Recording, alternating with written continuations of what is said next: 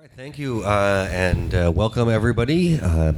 My name is Kurt Opsahl. I'm the Deputy Executive Director and General Counsel at the Electronic Frontier Foundation, and I'll be moderating this panel on IoT cybersecurity and federal legislation about it. And so first, let me have our panelists introduce themselves. You want to start at the end? All right, Xavier, why don't you start off? All right, sure. Hi, my name is Xavier Ashe. I'm a hacker. I've been doing hacking since the late 80s, worked in information security since the early 90s. Currently am running a security engineering group for a bank that happens to be a couple doors down. So I'm here to bring the kind of the security side of it from a point of view. Hey everyone, my name is Erica Portnoy. I'm a staff technologist at the Electronic Frontier Foundation. I am one of the principal engineers on CertBot, which is EFF's Let's Encrypt client, helping people to get free certificates for their websites. I also do a bunch of work on crypto policy. I have a background in cryptography and security engineering. Hi, my name is Nathan White. I've had an interesting career that doesn't fit neatly into a box. I used to work for Congress for a lot of years on technology issues. Then I was a political operative for a little while, helping campaigns around the country win. Most recently, I worked with Access Now as a human rights activist, and I currently work for a company I'm a little afraid to mention after the last panel, but we were recently fined $5 billion by the FTC. My title is Privacy Policy Manager for AR/VR, where I work on advanced research and emerging tech for that company. All right, super. We're here today to talk about IoT, IoT, of course, meaning Internet of Things. And Internet of Things security has been, well, somewhat challenging over the years as people have been adding the Internet to many different things, sometimes to provide cool new features, sometimes because they feel like they have to put the Internet on everything because Internet. And there have been also a number of challenges that come with that. So one common thing is people will have hard-coded default passwords and credentials, which make it so it's fairly easy for anyone to come along and hack at it, and they're hard to change. Another issue has come is when these devices are distributed, placed in people's homes. They're operating. Maybe they were secure the day they came out, but then a vulnerability is found, and there has been no easy upgrade path. In some cases, to upgrade it, you'd have to sort of deinstall it and connect it to something else, or in other cases, it's simply there is no update path. The only way of updating it is removing it and throwing it in the fire, and then buying a new one. And this is something that people will not frequently do, and so Congress, in its wisdom, has said they want to try and do something about it. This is a frequent thing of Congress. When they see a problem, they want to do something. What that something is probably not as important as having done something. And in this case, we're looking at two of the bills. One of them is the Smart IoT Act. And I'll go through that one relatively quickly because it isn't seeming to be moving very much, and even if it did, it's not that big of a deal because it directs the Department of Commerce to conduct a study on the state of the Internet-connected device industry, which, go for it. That seems like a perfectly good thing for the Department of Commerce to do, and we could benefit by having a little bit more information about it. That bill passed the House in 2018, but the way Congress works is every 2 years it is a new congressional session. So when you have elections and new people come in, this is the next session. So any bill that didn't become law disappears. It has to be reintroduced if it is going to be considered by the next session. And so even though it passed the House and seemed to have potential legs to move forward in December 2018, it didn't. And so here we are in 2019, and it would have to sort of start over again. And the second one is the IoT Cybersecurity Improvement Act of 2019, and this one is moving along a little bit more strongly. So I'll give a brief overview of that. So the basic gist of it is to use the federal government's procurement power to improve practices. So the federal government buys a lot of things. Some of them have Internet of Things on those things, and if they have requirements for we will not purchase anything that doesn't meet these various standards, that provides an incentive for industry to rise to the challenge. And so, just going over one of the things that it does, requiring NIST, the National Institute of Standards and Technology, to issue recommendations addressing secure development, identity management, patching, and configuration management for IoT devices. NIST is part of the Department of Commerce and generally has some relatively smart thinkers about this sort of things. And one of the challenges has been that there hasn't been readily available standards that people can look for to do security by design. And then it directs the Office of Management and Budget to issue guidelines consistent with these NIST standards, and then requires these guidelines be used by government agencies for internet-connected devices purchased by the government, have to comply with this. Kurt, is there going to be a test on this at the end? Yes, there will be a test. Yes, we've just introduced testing this year. The bill also directs NIST to work with cybersecurity researchers and industry experts to publish guidance on coordinated vulnerability disclosure.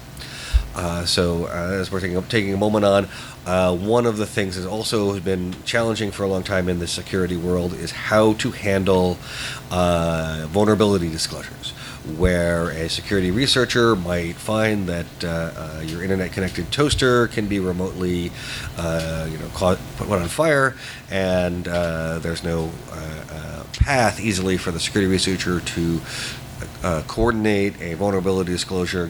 First to tell the toaster manufacturer, get it fixed, put out a patch, talk about the underlying flaw to advance the knowledge of security. And it's good to have a path on this. And one of the things that is a little bit new and different for IoT is that technology companies are sort of stepping back. Mainline technology companies, big websites like Google or Facebook,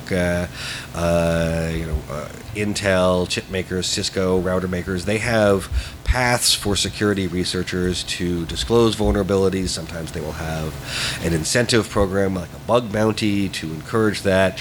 They have sort of worked it out, so if you want to disclose a vulnerability to them, where to report it. They have some instructions on how to import it, what kind of information is useful, and it's relatively, for many of the companies, relatively smooth process for getting things fixed. But for a lot of the IoT companies, they are not used to that world. They, were making toasters and doorbells and home thermostats, and for those who weren't used to it. And then they get somebody reporting. First of all, they don't always have a path, so it's someone coming in through customer service, and so getting that escalated to somebody in security is often hard, and sometimes they react badly to this because they're seeing it not as a relatively routine happens. You have to constantly be improving the security of your products, but more of oh my God, someone is going to be writing about how our toasters are insecure. And this will be a PR nightmare. We have to stop this and get to a more adversarial relationship with the researcher. So trying to improve those paths would be definitely a useful things. And turning back to the bill, the final thing is it requires contractors and vendors providing the devices to adopt these coordinated vulnerability disclosure policies so that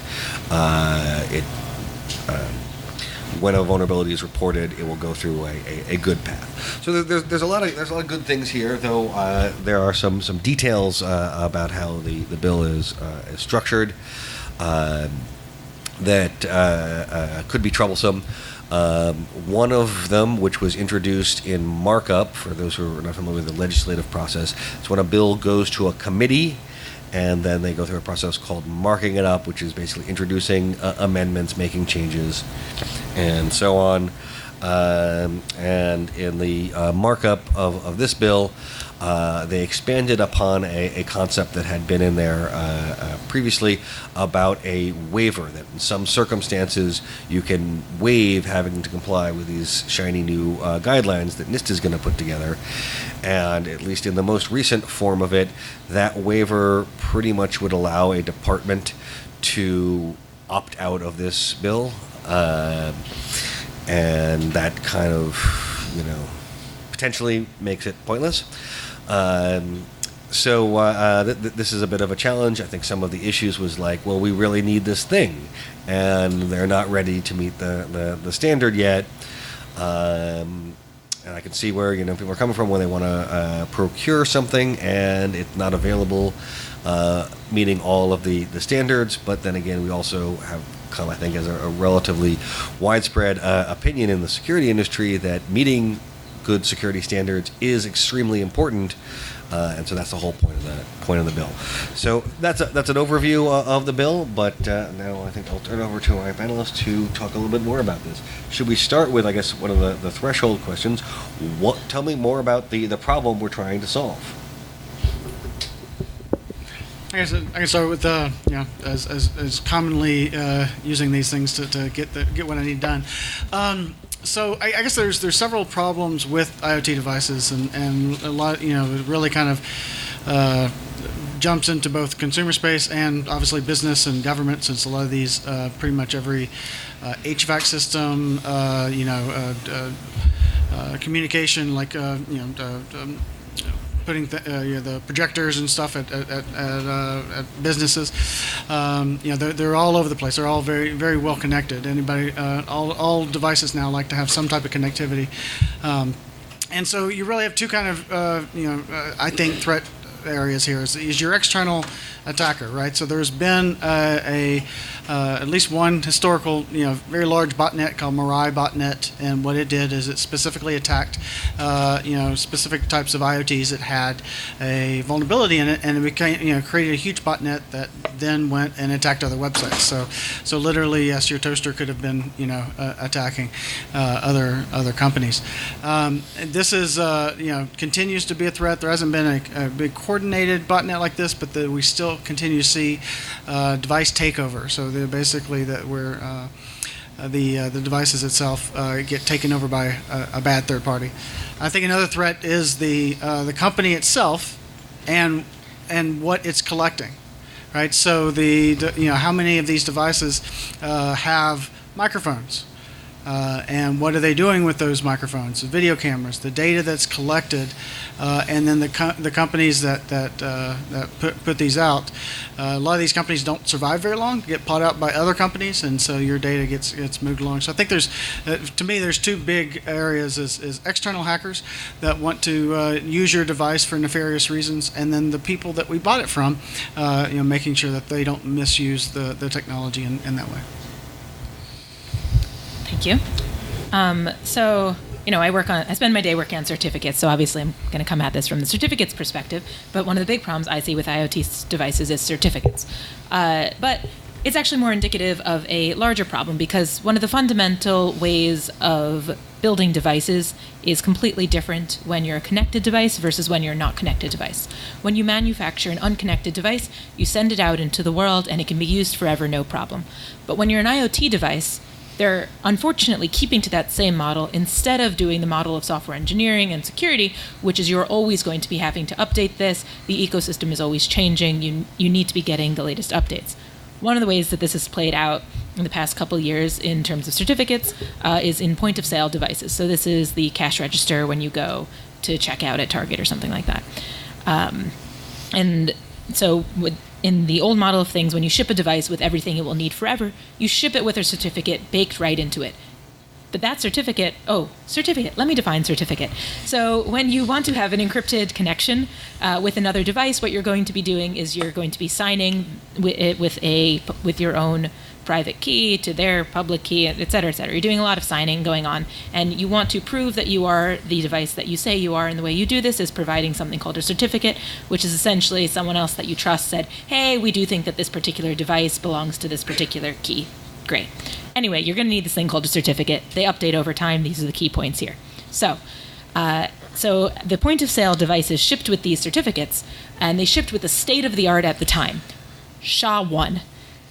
Okay, so I hear a bunch of laughs because SHA-1 is what we can kindly call deprecated these days, which I'm using to mean completely broken. You can the encryption done with these devices, with these certificates, it's not as if you might as well have not done the encryption at all, but it's like just one step above that, right? But unfortunately, there was no update mechanism for these devices. There's no way of getting a new certificate. There's no way of changing it. So for years, when TLS 1.3, which is the latest version of the TLS standard, which is how you do encryption over connections, came out, there was this huge argument, and it got pushed back for years because all the makers of these devices, which had shipped these SHA-1 certificates, said, we can't do this. If you do this and you say these old broken certificates are actually old and broken, everything that we do will break. And the people writing the spec were like, yes, that's exactly the point. That's why we want to be doing this. So anyway, there was this big argument back and forth, and eventually, like, there were certain exceptions carved out, but for the most part, like, at the end of the day, people needed to update their certificates, and the extensions were so that they could figure out how to get these certificates onto the devices. But if you're not building that in at the start, it's much harder to do it in the first place, and that's a problem with many of the old manufacturing processes that lead to a one-time situation in the devices.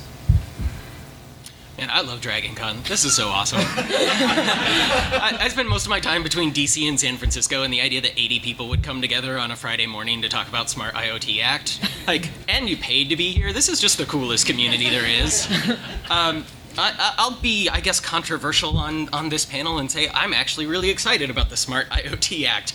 Commerce should go research this because IoT is a really complicated problem, in part because most people mean something different when they say IoT. When we talk about problems with IoT, everybody sees a different problem. A lot of security researchers look at them and say, these are unsecure. Somebody's going to hack a toaster and start a fire.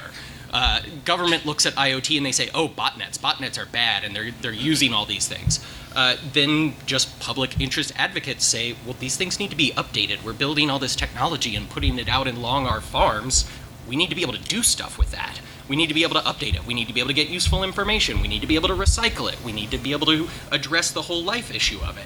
Then there's also the policy side of things. If these things collect massive amounts of data on various things, and those things are going to be shared with other systems. Bruce Schneier, a couple weeks ago, security researcher a lot of people know, he's a good guy, was at DEF CON, and he was saying the next generation of computer technologies are not being built for you.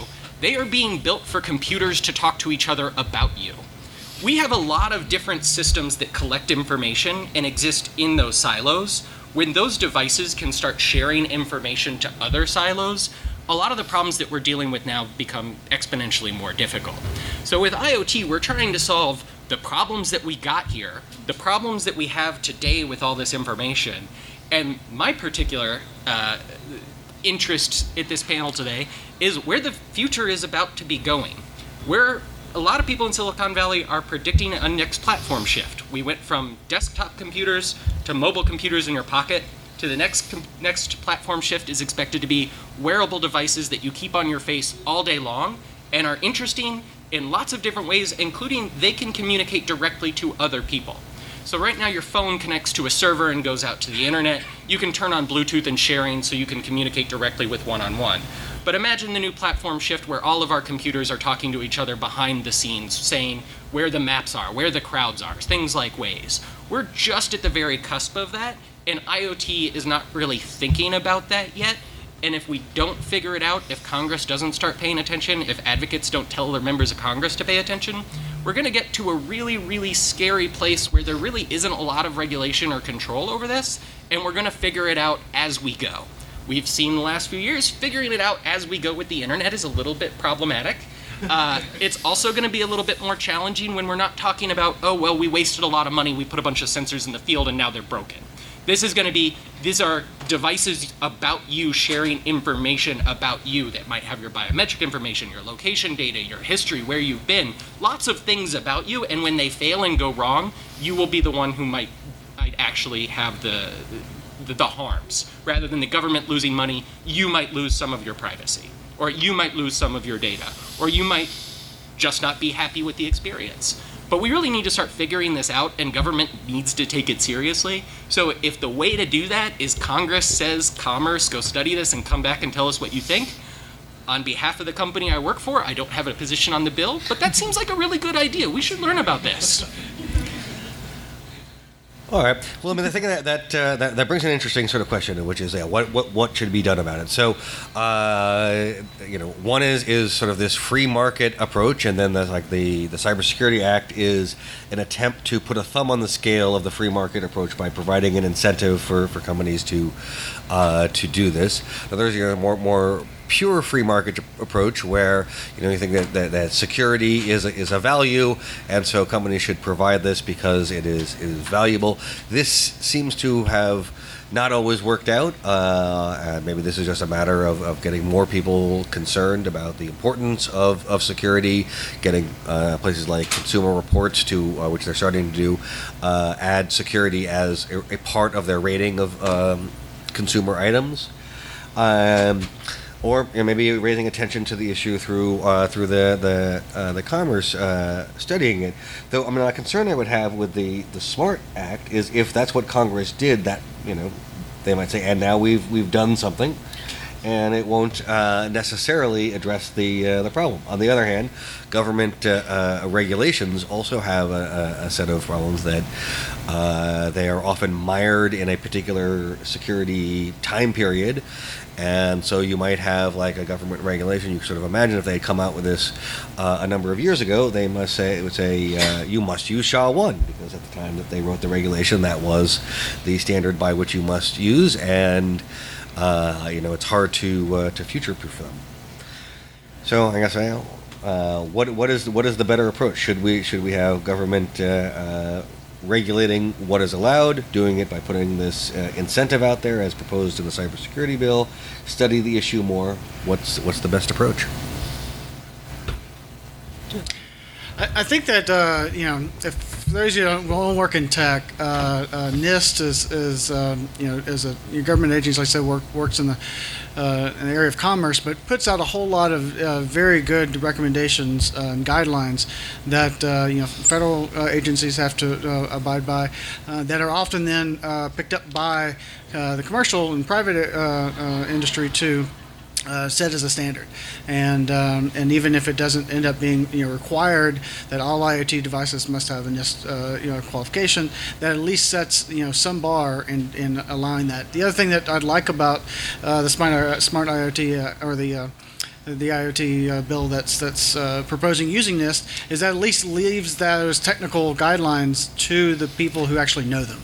I much would rather listen to have NIST write a guideline for us to follow, because I believe there's a much easier way of getting an input and having that be technically astute, and they update theirs over time in a way that is expected, as you wouldn't have if this was codified, and so I think they take a pretty good approach in allowing NIST to set those standards. But I do hope that they look at things like instead of requiring something like a certificate, but also saying that you must have a way, like we said, to update things, that must be updatable, must and have these more like you've got to do this like you're writing software, not like you're making toasters. I worked with a company that based out of Sweden. They have a series of coffee makers, and one of the things that they said that allowed them to really get the funding to get the right type of teams in place, to actually do software, iteratively and release and update and things like that. They were just going to I'll outsource it and buy it from this one company. This consultant will write a code, we'll put it on the coffee maker, we're done. As they said, we're going to make this a way to know how our customers are using our coffee makers. When did they use it? What buttons do they push? What kind of coffee are they making? This can be fed back, and now it's business intelligence, and now has value to the rest of the company. And so that company was then be able to say, all right, now we can, get the money to provide full stack and full lifecycle management. A lot of these other IoT companies, they don't take it that way, and so hopefully there's going to be some incentives to allow for that. It's interesting that you mention NIST. I have a lot of thoughts about standards bodies. So I'm a big NIST fan over here. Last fall, in fact, I went to their conference on threshold encryption because they're considering putting together a new standard for something about threshold encryption, and a lot of the discussion was about what exactly do we need here. And the thing that I took away from that discussion from the people at NIST who put together these standards in the first place, and many of the experts that they'd brought in on the subject matter to have that discussion, is that the place of a standard is for talking about primitives. So you want a standard for your hashing algorithm, you want a standard for your encryption algorithm, you want your AES to be standardized, you want your SHA-256 to be standardized. But what you don't necessarily want is your best practices and system-wide recommendations to be standardized, because then you're in danger of getting into something like FIPS, which if anyone works in any sort of system that has to deal with those, I see some nods in the room. What's FIPS? Yeah, so FIPS is the Federal Information Processing Standard, and it is the requirement for if you are doing governmenty things and you have a governmenty machine, you got to follow some requirements, which is a great idea in practice. It says really useful things like, oh, you shouldn't use MD5. MD5 is a really old deprecated hash standard. Unfortunately, in practice, these overly stringent guidelines turn into things like, oh, well, now you can't have Git on your machine. You can't have a version control software because Git uses MD5 under the hood. And even though it's using it in actually a perfectly safe way, this overly broad standard is just completely saying that you can't use that in the first place. So what this is all to say is it goes back to that idea of you want more flexible requirements for your system design. And so I think that there is definitely a place for NIST for standards to talk about many of the primitives, but I feel like one of the big problems in IoT isn't that there aren't standardized primitives out there, it's that they're not taking into account the best practices. And I think there's a real danger of being overly specific about the more system-wide best practices, and we can't completely just rely on a standards body for those sort of things, and you definitely need some manner of external pressure beyond just a standard.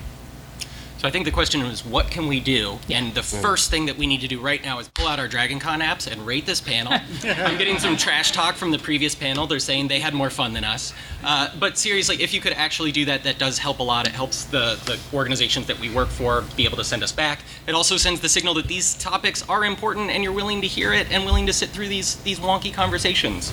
We're probably going to move to questions fairly soon and want to get into what you're interested in. There's also the feedback in the app. You can tell us what you're interested in and we can focus more on that. All right. Well, that's what a great idea. You should totally do that. I don't know, we're about halfway through it. I think that might be a good time to start talking to people about their questions. And we have the throwable microphone, so just short throws. Short throws, not big throws. So, have some questions. So, you guys have mentioned the next platform and wearables and that interconnectivity and the data farming from that. My question is, what is being done to keep it, that much collection of data can be good for humanity, but like we've seen in the past, it can be weaponized. Do we really want like a consumer branch to kind of regulate that, to study that? Like, what are we looking into as an industry to how to prevent that data to be weaponized against consumers? Well, I think I'm probably a good candidate to answer that question. So I recently started working at Facebook about 6 months ago. Previously, I spent 4 or 5 years at Access Now, which is an international human rights organization, working on tech policy issues from a human rights perspective and the user's perspective. The reason why I went over to Facebook is because entirely I'm working on this issue. My job is privacy policy for augmented reality and virtual reality, emerging tech, and advanced research.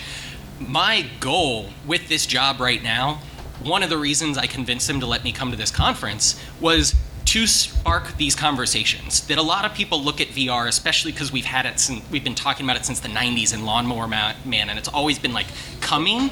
Part of my job now is to try to get people to realize this stuff is coming a lot faster than the world thinks. We're talking about regulation for problems that are addressing now, whether it's on privacy or IoT or cybersecurity. The world's about to change pretty quickly and pretty dramatically. And if we collectively as a society don't raise our voices, have opinions, work with groups like EFF and Access Now, work with members of Congress to be talking about this, it's literally going to be mostly white men in Silicon Valley who are making decisions about this. My job is to try to not let that happen and to try to bring people into this conversation. But like the one takeaway is I'm up here like raising the alarm, red lights. This stuff is coming faster, and you need to be asking those questions a lot of different places. Answering that question, what we're actually doing and what we're thinking about it, is really, really complicated, and I would love to talk more about that. We should have way more panels on that next year. All right, more questions. Yes, hi. I have a question related more to the vulnerability management reporting. What is the U.S. CERT doing to make it easier for smaller companies and companies who are not used to having to report vulnerabilities to them to get the certificate you're required to have in order to be able to report to them? That is a very good question, and I've worked with people who have successfully reported things through CERT, but I have not heard from them any problems getting a certificate to do so. So I actually don't know the answer to that. I think in general, you're talking about CVE is trying to get that reserved CVE number. And once once you've identified and confirmed with the vendor or confirmed that you have that vulnerability, you can get one reserved, even though you might not publish it for disclosure reasons. I'm sorry. Let me rephrase how I phrased that question, because I don't think I was clear. I work in a federal environment. I am the owner of a federal environment for the federal government for a SaaS service. My SOC team, which is required by my company, which is a large software company, to be the team that we report to that then reports to the U.S. CERT around our environment, had difficulty with the U.S. CERT being issued a PKI certificate that allows them to actually communicate to the U.S. CERT software to report the vulnerability initially, which we're required to do in this environment within an hour of detection. We're a large company. We have the resources, the manpower, and the money to do so. What are they doing to make it easier for these IoT companies that don't have the experience, that don't have a team dedicated to it, and don't have the money and resources if they're a small startup? All right. Well, that sounds like an excellent idea for them to do. This is not part of the bills as drafted, except for maybe it could come out of the NIST standards, because one of the things it says is they have to develop a manner in which things can be reported. And I guess I'll pull up the language for a second, because it is a little bit it's brief.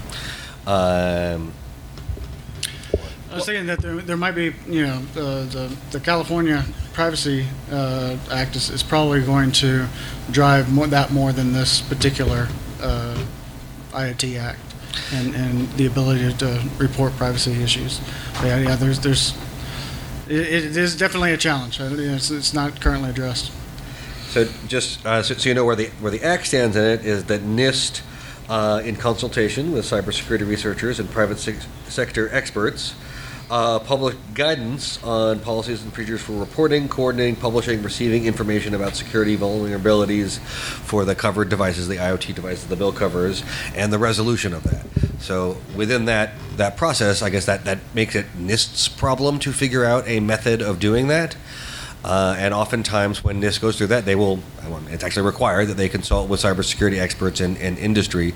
So hopefully during that consultation process, that issue could be raised. And I mean, in order to successfully achieve the objective here, it would have to allow for low resource companies to be able to do that. So that if this passes, probably the method of getting that forward would be providing comments to NIST.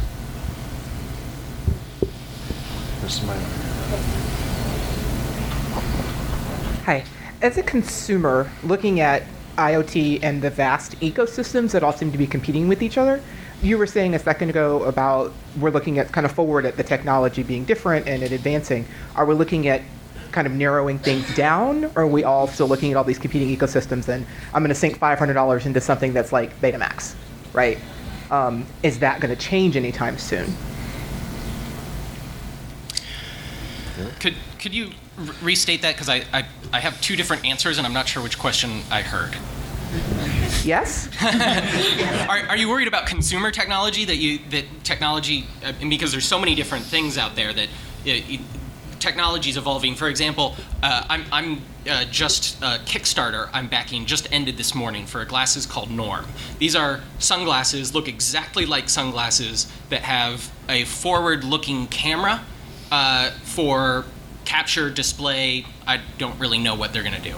I'm also getting shipped another pair of glasses called Form Focals by a company called North, which don't have the camera forward. Instead, they have a camera toward your eye so they can display information directly into your retina.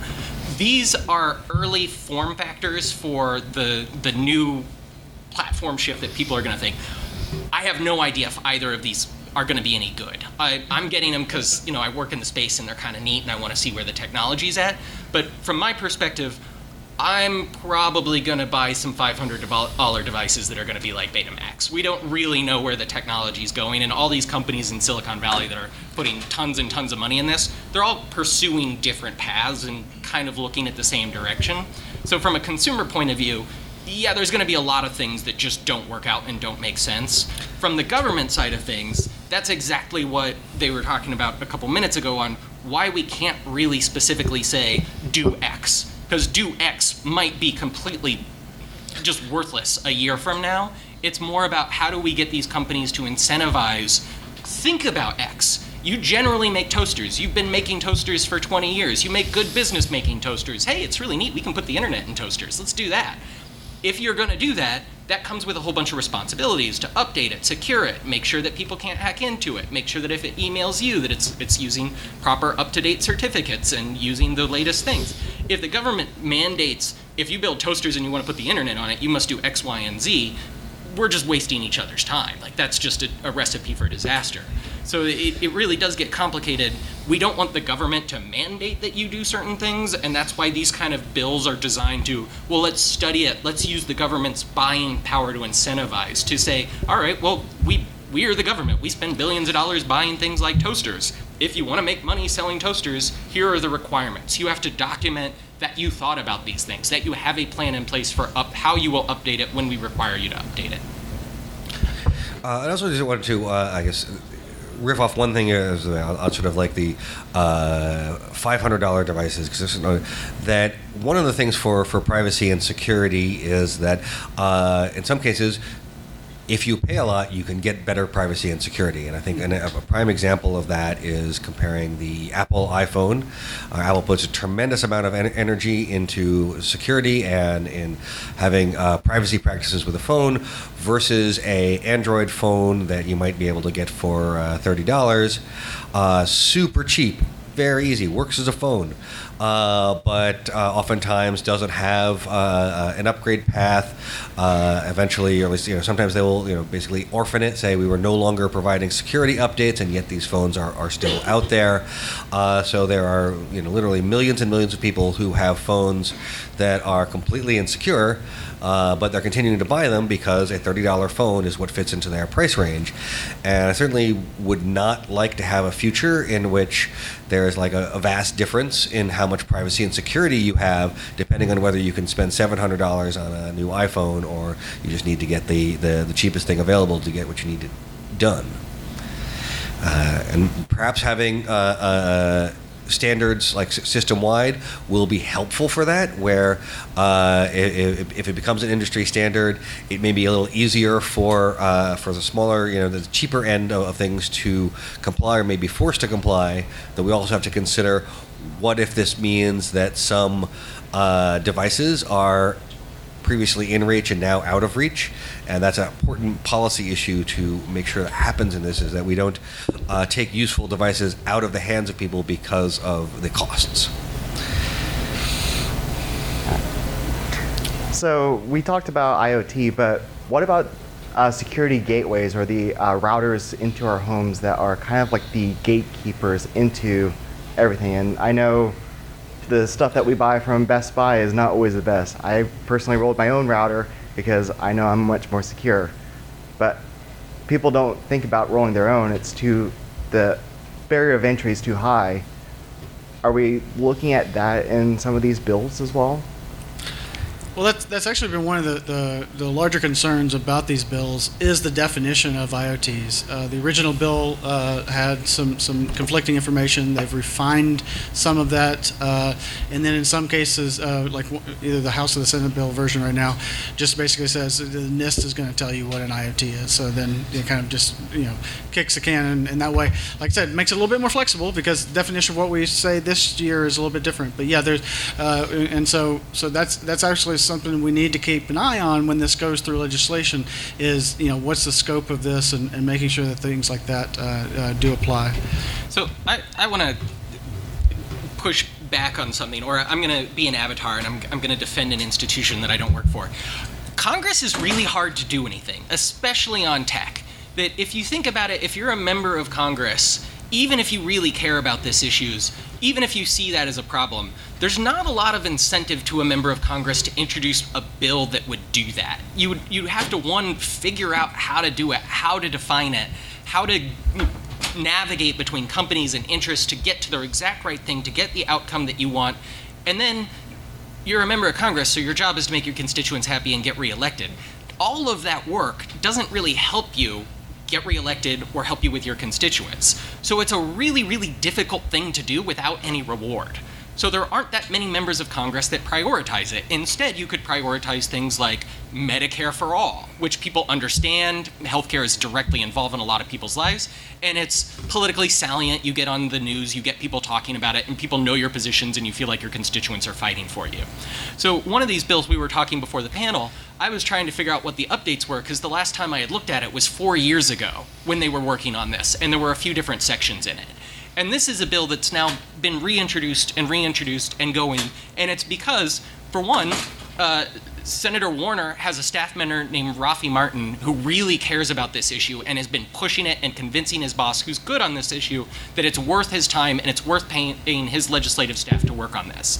But he doesn't really get any cheers for it. He doesn't really get across. That's why one of the things that they do is, we need to study this. We need to give somebody a responsibility to do it that is outside of Congress. If we say, Commerce, you must do this, NIST, you must come up with this, they have professional staff who get paid 8 hours a day or whatever to figure that out. So in some ways, we need to figure out ways to either incentivize Congress to take this seriously, and that's by people like us in this room who understand why it's so important, telling them it's important to us, or figuring out ways for Congress to direct other people to solve some of these problems, whether it's NIST or whether it's third-party conferences, whether it's security researchers, but people who are invested in this to actually figure it out. All right. Oh, lots of hands. All right. Hey, so we've been talking a lot about consumer tech, and I think probably because we're all consumers. And the people in this room tend to have more of a cyber look at things.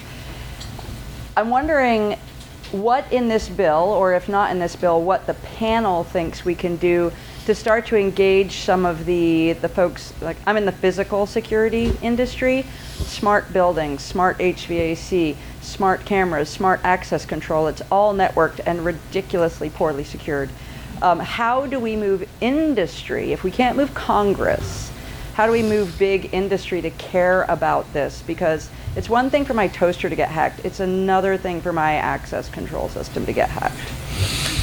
Yeah, no, this is a very very important point. I mean, that industry has been often unwilling to invest in good security, and then when we were having a crossover between physical and network security, which is, say, if you hack the network security, get onto the system, you might be able to open the door that otherwise would have been locked. That this can be an issue. One incentive that industry has is that if it goes wrong, then that's a problem. If someone breaks into their building, if someone gets into their stuff, that this is a problem.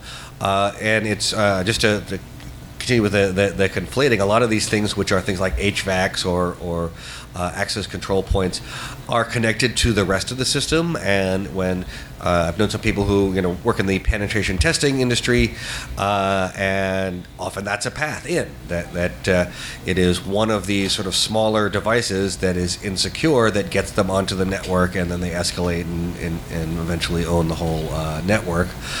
But this is a tough thing, because the incentive is, if something goes wrong, you're going to have to pay some money and have a big problem if it goes wrong. But until something gets wrong, it's nothing but a cost to increase security, and people are often not good judges of what the likelihood of a thing. They have an optimistic approach, it won't happen to me, or we're having trouble meeting our quarterly numbers, so one thing to cut back on is this basically insurance against something bad happening, and see if we can ride this out for another quarter and show some nice numbers to Wall Street. And so that is a tough thing. And what the bill is trying to do to address this is by putting incentives for people selling things to the government to improve, that they will also apply those same techniques and technologies to their consumer and business to business offerings. Just to take a quick opportunity to maybe do a slight dig at the employer of someone at this table. You could think of it as a cost center. You could think of it as important in protecting people, but you could also think of it as consumer trust, right? And I think that's the thing that's the first thing that goes. When a big breach happens, when there's a big privacy leak, the first thing to go is the buyer's trust. And so it's something that, until it happens, it's hard to convince people to do it. But once that incident happens, after that, it's hard to recover from the trust that the consumers, the users, whoever is buying this system has lost in the company. And that's a lot easier to keep than it is to rebuild. It's one thing to say that, but do you still go to Target? Do you Home Depot? TJ Maxx? These are all companies that had extremely poor security, and from a financial standpoint, they really have not been punished. With every you hear a breach today, there's another one got breached. It's not a big news anymore, And so one of the things that us as Americans get, we're inundated, and we give away our privacy so much. We have not made this a priority, and we have not. We might feel and think about that trust and whatnot, but we're not shopping with our feet. We're not saying, all right, this company, breached my trust. Now I'm going to shop at another place. So until we decide that trust is important enough to spend a little bit more money on, going down the street or going someplace that they don't want to normally do business, we got to get out of our comfort zone and say, hey, this is important to me. Privacy is important to me, and I'm going to show it with my spending habits. So. Questions, mainly for Nathan. So, it seems like as technology gets more complicated, our elected officials get further behind on their technology. I guess education, there was a guy that said that the internet's a series of tubes, it has poker chips sticking it up, right? So, at the federal level, is there a type of program for education that teaches them some basics, like maybe the CIA triad, or do they just hand that off to a subcommittee or some kind of That's a fantastic question. It's actually how I started my career. I was working for Congress, and I was just sort of blown away by the fact that no one really understood what they were talking about. But things have actually gotten better in the last 10 years. Believe it or not, it used to be a joke line that a member of Congress would get up and say, I don't understand the internet, ha ha ha, send in the nerds. Now nobody makes that joke anymore, because it's sort of like, yeah, you don't need to understand all the details, but this is pretty important. It's not a joke anymore. People's lives are actually impacted by this stuff. So there is a trend toward members of Congress getting better at this stuff. Lots of them understand that they don't really know it, but it's important for somebody to know it, and they're taking it more seriously. There are a few awesome programs trying to get even better. One is called Tech Congress, which is a program to put technologists in members of Congress's office to help them actually do the work and give them ideas for what can happen. One of the best things that happened for cybersecurity in the last couple of years is ACLU's technologist, Chris Soghoian, went to go work for Senator Wyden. he's doing awesome stuff because he understands the technology and he's now got the position of authority where he can write to, hey, Department of Defense, I noticed you weren't using HTTPS. What's up with that? And Department of Defense are like, senators asking why we're having insecure websites, let's fix that. So they actually do things on it. There used to be a committee that existed that was a neutral, nonpartisan committee, not like the committees that we have now where it's Republicans and Democrats, but an advisory committee that's job was to advise members of Congress about technology issues. The revolution, I think it's called the Republican Revolution in 1994, when Republicans swept into Congress, there was a contract with America, and one of the things was, we're going to get government out of your life, and we're going to make government smaller, and we're going to get rid of unnecessary bureaucracy, and they canceled that department. Somebody's going to help me remember. Office of Technology Assessment? Office of Technology Assessment. There is a growing movement that desperately needs to come back. That is a bipartisan movement from pretty much every technology policy person I know in DC supports that. And it's one of those things that Congress could do because they don't really need to do anything except throw money at it. That's one thing they're good at. They don't have to understand it. They don't have to solve the problems. They say, exist, give us nonpartisan advice. Right now, that's a little bit difficult to accomplish, I think, in this current Congress. Everything's a little difficult to accomplish this current Congress, especially when you start talking about technology and there's ideas about partisanship that exist in those technologies and those platforms. But that is one thing I fully support. Anybody who wants Congress to get better, support the Office of Technology Assessment. We should come up with a better name for it. Yeah, and I wanted to add one other technique that we use. So at Electronic Frontier Foundation, we try to educate Congress. So we've done things like bring in some experts, have a panel, and then Congress people send their staffers to go to that and learn all something. We had a very, I think, good panel on how encryption works and trying to get into, our policy issue was we don't want them to mandate backdoors and reduce the security of encrypted communications. But to move that forward, you have a lot of education to do so people understand what encryption is and why it's a challenge to simultaneously have security and have plain text access, which they have some people saying, oh, that'll be fine. So we provide that. It's also something that commercial lobbyists do, providing education. So you might imagine sometimes these things are not neutral education, but it is a process where staffers can learn things, and usually each representative these days will have at least a staffer who kind of looks at cybersecurity and these kinds of issues, some more educated than others. Can we get the question up here? He's had his hand up for a while, but been too modest. I don't know if you can see it. Wait, there's a box though. Get the box. Thank you. This question kind of goes back a few minutes, but my thought was, if you have people like targets and loose handling our data loosely, wouldn't a really large lawsuit that hit them in their pocketbook be kind of solve the problem? There's a reason I don't speed and I don't park illegally. I don't like the financial hit. So I have a response to that, but first, everybody in the room, I'm taking off my corporate hat. I'm not speaking for a company, I'm speaking for myself, only for myself. Really large lawsuits can do a lot, but think about what's going on right now with the opiate epidemic across the country.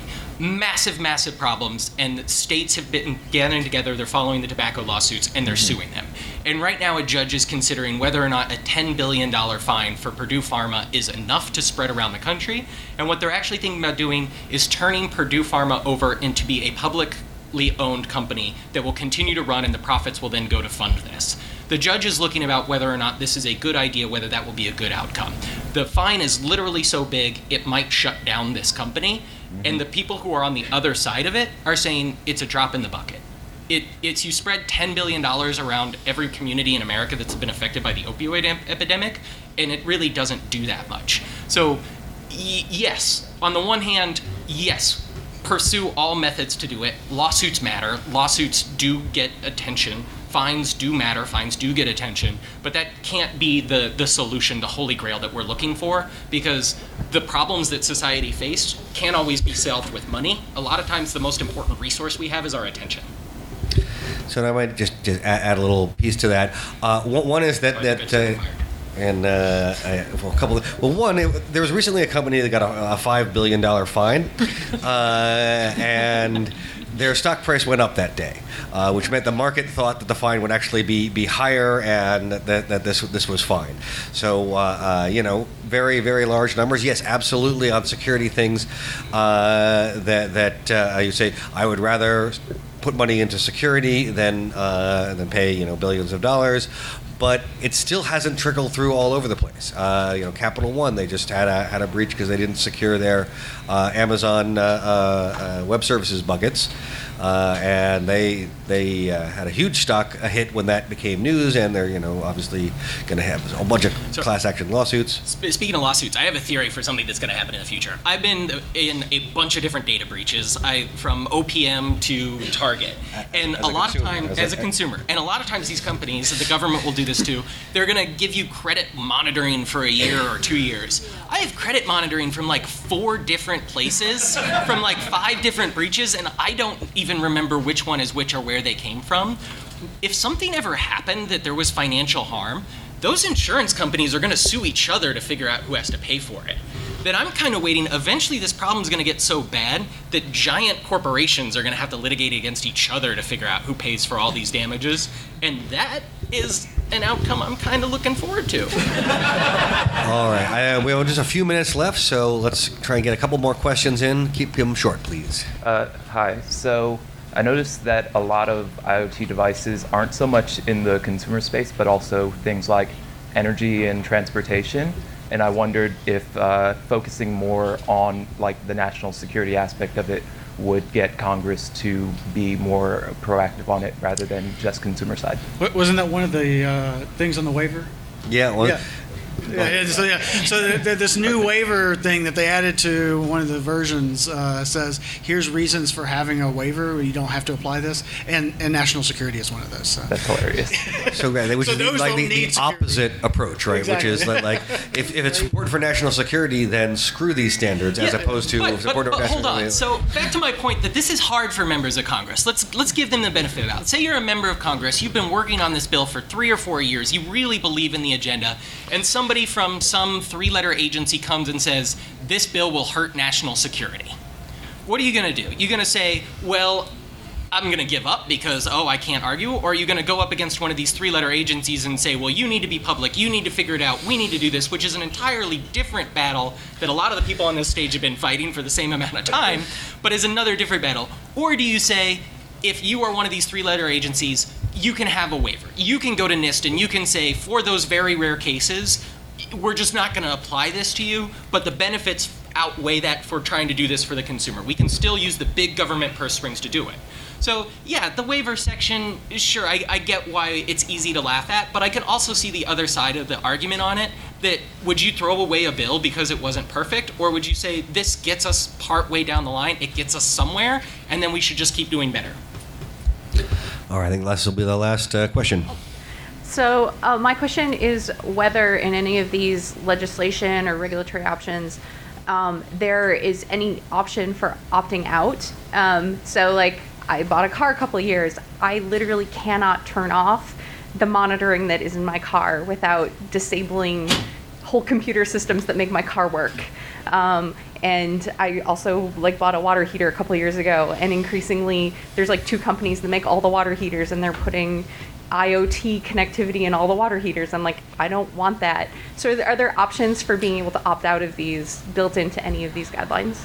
Well, not in this bill, but it does raise an issue that has come up a couple of days. There's the set of legislations or legislative proposals under the right to repair, which is sort of embedded in this notion that if you have a device, if you purchase something, then you have a right to make changes to it. I mean, it's coming mostly from situations in which you buy something like a tractor, and then it's broken, and because it's a complex system with all these computery things in it, they make it so it's hard for you to make any changes to it, and you have to go to the manufacturer to get it repaired.